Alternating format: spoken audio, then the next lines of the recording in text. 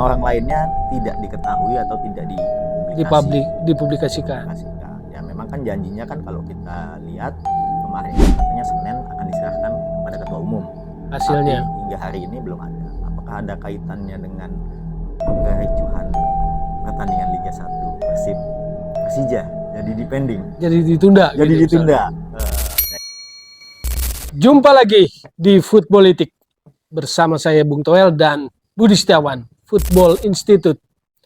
Kali ini masih mau bahas tentang kelanjutan dari kasus sepak bola PON 21 Aceh Sumut, yaitu pertandingan antara Aceh Sulteng perempat final. Pertandingannya tanggal 14 September. Sekarang sudah tanggal 24, sudah 10 hari. Hasil keputusan investigasi belum ada. Kabarnya sih harusnya Senin malam katanya akan diserahkan ke Ketum. Ya. Senin malam tanggal 23 September. Tapi per hari ini kita belum tahu keputusan dari tim investigasi. Nah, untuk mengawal kasus itu sengaja kita angkat lagi diskusi tentang kasus sepak bola PON yang sangat memalukan itu dengan Budi Setiawan yang mungkin sudah memiliki temuan-temuan baru yang publik juga rasanya harus tahu supaya kita bisa mengawal kasus ini dan keputusan disiplinnya dengan baik. Bud, ada temuan apa lagi selain kasus Sulteng, Aceh Sulteng yang belum diputuskan atau belum diumumkan keputusannya apa? Misalnya saya dengar ada tim investigasi khusus. Yes. Jadi bukan Komdis yang turun? Bukan. Oke, kira-kira siapa, bagaimana Bud? Ya, pertama-tama kan kalau ngomong tim investigasi ini, kita baru tahu itu jumlahnya 7 orang. 7. Tapi tidak pernah dipublish oleh PSSI siapa-siapa aja 7 orang personil itu. Kecuali ketuanya kali Bud. Yang kita tahu adalah ketua tim investigasi itu dipimpin oleh Bapak Ali Mukartono, yang ketua komite banding PSSI, yang mantan jaksa agung muda tindak pidana khusus. Dan personilnya setelah itu ada Sekjen PSSI Yunus Nusi. 5 orang lainnya tidak diketahui atau tidak dipublikasikan. Ya memang kan janjinya kan kalau kita lihat kemarin itu katanya Senin akan diserahkan kepada Ketua Umum. Hasilnya. Tapi hingga hari ini belum ada. Apakah ada kaitannya dengan kericuhan pertandingan Liga 1 Persib Persija jadi dipending? Jadi ditunda. Nah itu satu dan lain hal. Kedua, temuan baru kita terkait dengan PON bahwa kejadian wasit yang tertera di DSP dengan memimpin pertandingan faktanya di lapangan itu bukan hanya terjadi di pertandingan Aceh lawan Sulteng, tapi terjadi juga di pertandingan perempat final lain antara Jabar dengan Sumut. Perempat final juga. Di tanggal yang sama. Hanya bedanya sore. Aceh Sulteng main malam. Nah, di DSP pertandingan Jabar Sulteng itu yang tertulis dalam DSP wasitnya itu adalah Eko Agus. Di Jabar Sumut. Tapi faktanya dia memimpin di Aceh Sulteng. Nah, yang menggantikan Eko Agus di pertandingan Jabar Sumut adalah Ahmad Hilmi. Iya. Jadi kebolak-balik tuh. Menurut lo apa nih? Apakah ini ada kesalahan administrasi atau ada konspirasi? Jadi ada situasi menjelang pertandingan yang artinya paham nggak Bud maksudnya apa? Ada plot twist di situ. Kan? Ada misteri di situ. Iya. Sementara administrasi pertandingan begitu buruk dan sangat menyalahi aturan sepak bola. Kan begitu. Betul. Jadi rupanya ada related ya, kaitan antara perempat final Jabar Sumut dengan Aceh Sulteng dalam komposisi perangkat pertandingan yang ditugaskan. Ya. Termasuk juga dalam pertandingan Jabar Sumut itu beberapa kali kalau kita lihat video-video yang beredar di sosial media, terlihat sekali bahwa tim Sumut tidak diuntungkan. Iya. Ada kalau nggak salah ada 2 penalti, potensial penalti yang harusnya diberikan oleh wasit tapi tidak diberikan oleh wasit. Tapi karena tidak ada pemukulan, nggak viral. Pertandingan itu tidak viral. Orang lebih cenderung melihat pertandingan Aceh lawan Sulteng. Oke, berarti lewat konten ini Footballitik kita mau bilang bahwa tolong usut juga, tolong investigasi pertandingan perempat final Jabar Sumut dong. Betul. Apalagi DSP-nya pun ngaco, DSP. sama ngaconya dengan DSP Aceh Aceh Sulteng, Sulteng. dan melibatkan dua wasit yang sama kan yang selalu kita sebutkan, Betul. Ahmad Hilmi dengan Eko Agus. Eko Agus. Nah, terus apalagi Bu temuan barunya atau informasi baru lah?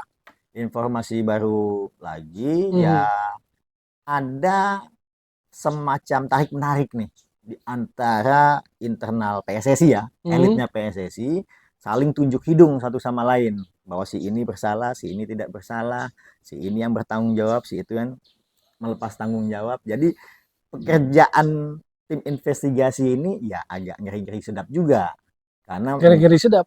ngeri-ngeri sedap karena pasti akan ada yang ditunjuk hidungnya dari laporan investigasi PSSI ini. Kalau menurut saya harus, Bud, karena kalau cuma wasit dan pemain, menurut saya sih itu yang kalau ada kawan kita lah, salah satu akun yang juga akun perwasitan yang juga cukup inilah, cukup kritis gitu, itu bilang dia tuh agak pesimis.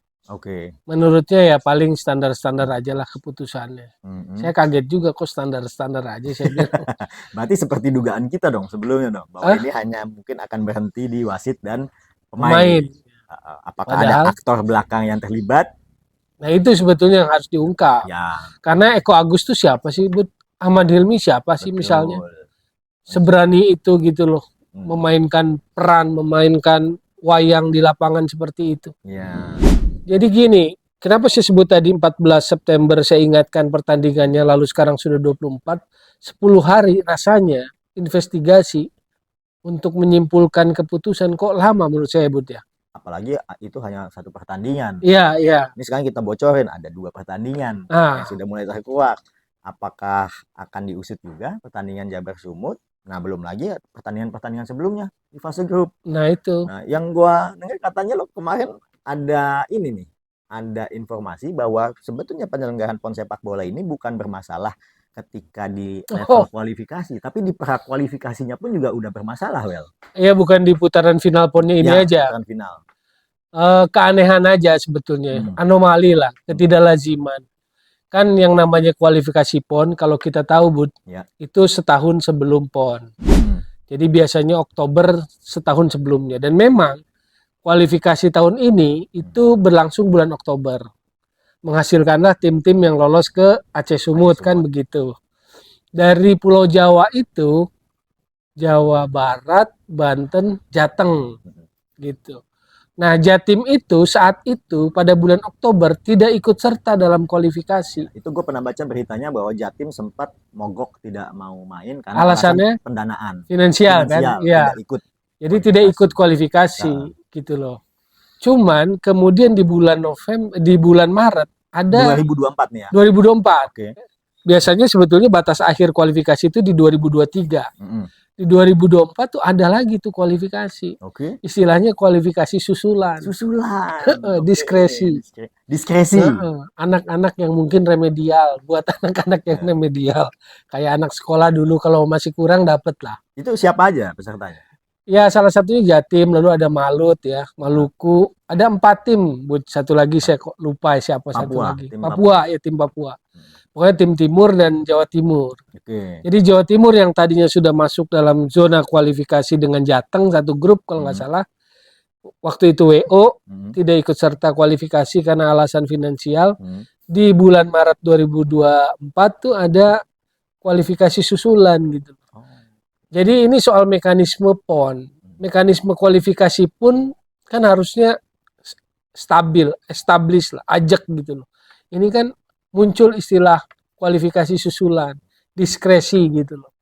Nah ini juga menurut saya sih jadi catatan nih buat PSSI supaya bisa menerapkan sebuah mekanisme yang benar dalam kualifikasi PON gitu. Jadi Jatim dapat golden ticket dong ya? Ya, dia Jatim itu lolos lewat kualifikasi susulan.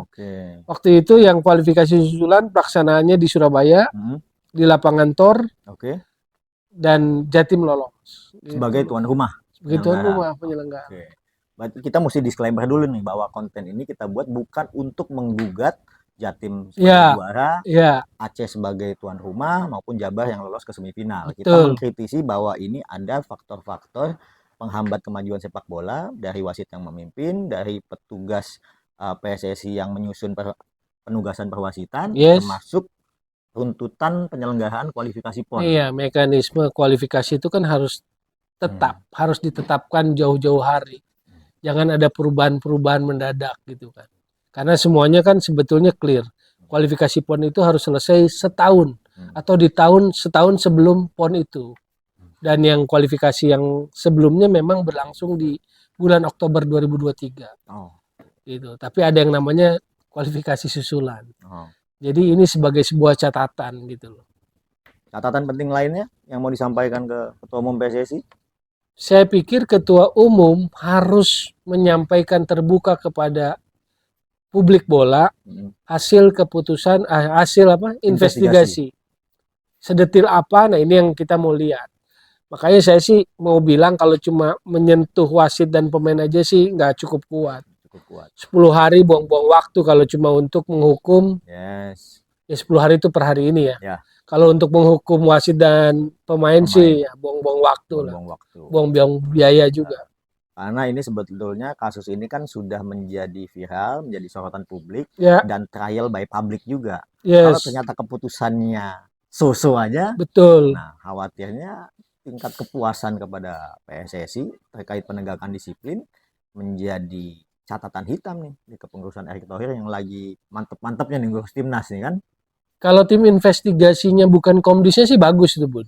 Oke. Saya merasa bahwa ini sebuah kepekaan gitu loh. Tapi itu tim investigasi itu meliputi juga dari Exco PSSI, ada anggota komisi disiplin dan ada anggota komisi banding juga. Jadi ini dari berbagai macam perwakilan. At least maksudnya tidak menugaskan Komdis keseluruhan gitu. Buat saya sih ini juga sebuah kepekaan. Tapi dari eksekusi putusan hukumannya kan tetap Komdis. Ya? Nah ini harus sifatnya dikawal. Merekomendasikan. Ya. Pertanyaannya apakah rekomendasi atau hasil keputusan tim investigasi akan dieksekusi oleh Komdis atau enggak ya? Menurut saya harus dong. Apalagi. Jadi jangan ada yang disembunyikan. Harus terang beneran. Lalu kemudian menurut saya investigasi yang sudah berjalan 10 hari sejak kejadian tanggal 14, sekarang 24, disampaikan ke Ketum, menurut saya harus ada tahapan usutan ke tingkat yang lebih tinggi. Siapa yang menugaskan, adakah yang bermain gitu loh. Apakah semua terlibat, maksudnya sama-sama tahu, saling tahu, yang namanya penilai wasit, matchcom, TD dan segala macam sebetulnya mereka tahu gitu loh. Nah ini harus ditindak, menurut saya harus disanksi. Jadi kemarin setelah Ketua Umum itu memutuskan akan menugaskan wasit Liga 1 Liga 2 di partai semifinal dan final PON itu terjadi tarik-menarik, Ketum kan menugaskan wasit Liga 1 Liga 2, tapi ada di internal perwasitan yang sempat menentang ide itu karena itu akan mengganggu siklus penugasan di kompetisi Liga 1 Liga 2. Internal perwasitan. Di internal perwasitannya, tapi karena sudah bertitah ke publik, mau nggak mau tetap harus dieksekusi. Jadi ada riak-riak lah dari kemarin keputusan itu di internal perwasitan itu ada tarik menarik, ada pertentangan. Tapi kan kalau yang berani menentang dari internal perwasitan kan bisa kita baca lah, Bud. Gitu ya? Iya. Nggak mungkin Jimmy, nggak mungkin Purwanto. Pak Rudi maksud lo? Pak Rudi kan agak nonaktif juga ya, walaupun namanya tercantum gitu ya? bukan nonaktif, agak pasif. Sorry, pasif lah menurut saya sih Pak Rudi. Gitu. Bukan dikebiri? Bukan dikebiri? Itu istilah lain. Istilah lain lebih tegas. Oleh siapa? Nah, itu pertanyaan berikutnya. Itu pertanyaannya. Gitu. Oke. Apalagi Bud? Ya cukuplah kita menunggu aja. Masalah ini kan hasil investigasinya dibuka ke publik kapan dan kita harap setelah hasil investigasi itu yang akan mengeksekusi hukumannya kan adalah komisi disiplin. Jangan sampai komisi disiplin mencong-mencong lagi nih, mencong lagi. Jangan sampai rekomendasinya A dibikin jadi A- atau A kuadrat, kan masih lekat ini dalam ingatan kita tentang kasus PSS Sleman lawan Madura FC. Jadi ada was-was ya? Ada was-wasnya di situ. Makanya ketua tim investigasinya Ali Mukartono yang adalah ketua komite banding. Jadi itu tadi catatannya, ternyata bukan cuma pertandingan Aceh Sulteng saja di perempat final, ada pertandingan Jabar Sumut yang kalau dari aspek DSP related tuh dengan pertandingan Aceh Sulteng. Itu pun perlu diusut, diinvestigasi. Jangan semata-mata yang viral aja, tetapi demi kebenaran sepak bola buka seterang benderangnya. Siapa saja yang terlibat di belakangnya, yang nugasin wasit kah, yang ngatur wasit kah, yang bermain-main non teknis kah dengan salah satu kontestan tim peserta finalis ini. Jadi menurut saya kita tunggu, sudah 10 hari penyidikannya, kita tunggu hasil pengumumannya. Semoga nggak apa Bud istilahnya Bud? Nggak anyep lah. Nggak anyep, Nggak ya? anyep. Nggak setengah mateng gitu loh. Hanya sekedar permukaan. Itulah konten Footballitik kali ini. Kita akan terus kawal momen-momen isu-isu sepak bola yang di pinggir jurang. Isu-isu di pinggir jurang. Khas Footballitik. Sampai jumpa di episode berikutnya. Salam. Ciao. Footballitik.